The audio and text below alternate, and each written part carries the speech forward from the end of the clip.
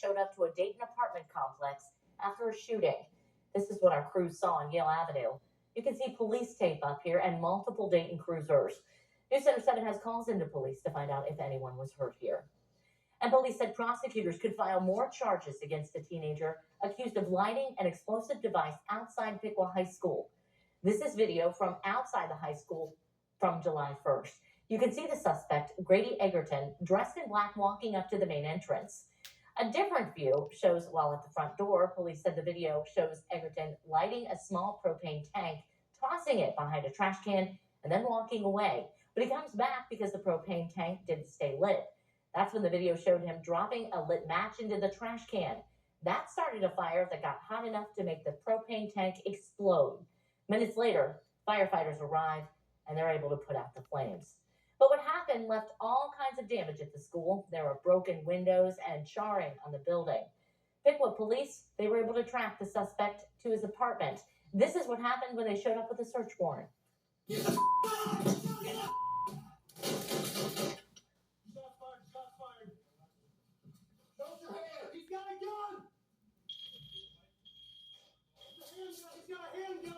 Officers fired shots at Egerton after body camera video showed him pointing a gun at them. Police found out later it was a CO2 pellet gun. Egerton was not hit by gunfire. We do know he's facing 4 felonies. And crews are going to tear down what's left of the building at a center of a deadly explosion earlier this year. Youngstown's mayor said he made the decision due to concerns over the building's stability. News Center 7 first reported the building exploded in May as crews were in the basement cutting a gas line they thought was turned off. The blast killed a 27-year-old bank employee and hurt 7 other people.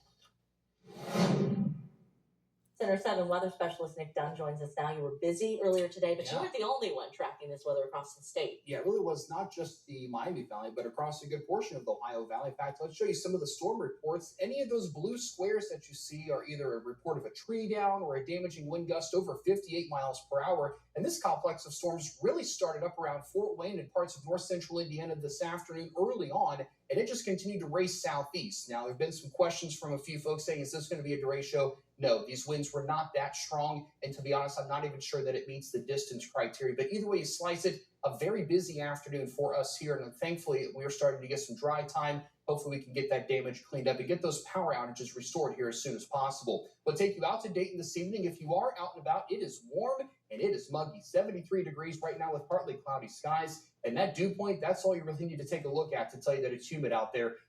Those dew points in the lower 70s, that's a good indication right there in itself that it is already a very muggy evening out there. And live Doppler 7 shows everybody's pretty warm, not a big variety in temperatures at the moment. Oxford's still cooking with fuel there, if you will, at 79 degrees. Yeah, that's not something you want to see there at 11 o'clock at night. 72 right now in Wapakoneta. I'm going to broaden out the view for you just a little bit because I am tracking another complex of showers and storms off to our northwest. This is already starting to show some signs of weakening. Number one, our atmosphere was very much turned over by that first round of storms. And what I mean by that is all of our storm field was pretty much eaten up by that first round of storms. Now, this is going to work southeast to make an approach toward us tonight, but I think a lot of that should weaken before it tries to get here. As we look ahead at our weather impacts to you at home over the next few days, we're talking about some concerns for heat tomorrow. I would not be surprised if we see a heat advisory, the heat index approaching 100 degrees in some locations and maybe a little bit higher in some spots. And another risk of severe weather late Monday going into early Tuesday with damaging winds being the primary concern. But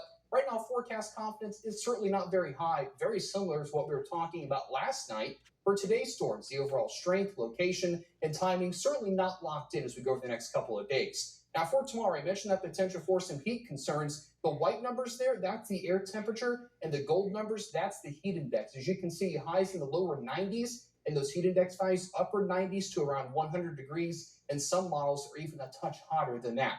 But we go through the rest of tonight, and as that complex of storms tries to move in from the northwest, they have trimmed our severe weather threat back unless you're a little bit closer to the state line. A level 2 out of 5 risk of severe weather there. And a level 1 out of 5 risk of severe weather for a good portion of the rest of us. But then it's tomorrow. We're tracking some changes. The greatest risk as of right now is north and west of Dayton, another level 2 out of 5 risk of severe weather, and a level 1 out of 5 risk for just about everybody else. Now, I'll caution you, just as we mentioned earlier tonight, that this risk could potentially be shifted southeast. It could be upgraded. Let's kind of wait and see how models kind of pan things out for us. If storms turn severe through tomorrow night into early Tuesday, damaging winds and heavy rain are going to be the number one concern. Now, that's not to say we can't see some small hail or even a brief tornado, but overall, I think the main concern is going to be for damaging winds. Now, here's Futurecast. Through late tonight, the clouds will start to return. You notice by tomorrow morning, there's really not much precipitation at all. And Futurecast tries to fire up a line of storms during the morning, but I'm not really buying that. Let's take you now to tomorrow night into early Tuesday. We could be seeing a line of thunderstorms off to our northwest trying to come in. As you see, that's quite a robust line of thunderstorms. That could be the round that gives us that next best chance for some damaging winds. Here's my Storm Center 7-day forecast. 93 tomorrow, 92 for Tuesday. And until we get that cold front cleared on Wednesday, we do have that risk of heavy rain and some strong storms. But by Thursday, temperatures are below average in the upper 70s. Thank you, Nick. Well, our WHIO weather app can be a big help during weather like we experienced today. It's free and in your app store. Just scan the QR code that you see on your screen to download it. You can watch our newscast live on the air, so you also have access to live Doppler 7 radar, so you can track any kind of weather. Country concert may be over, but it may have helped kickstart one Miami Valley man's singing career. The unusual opportunity he got and how it happened.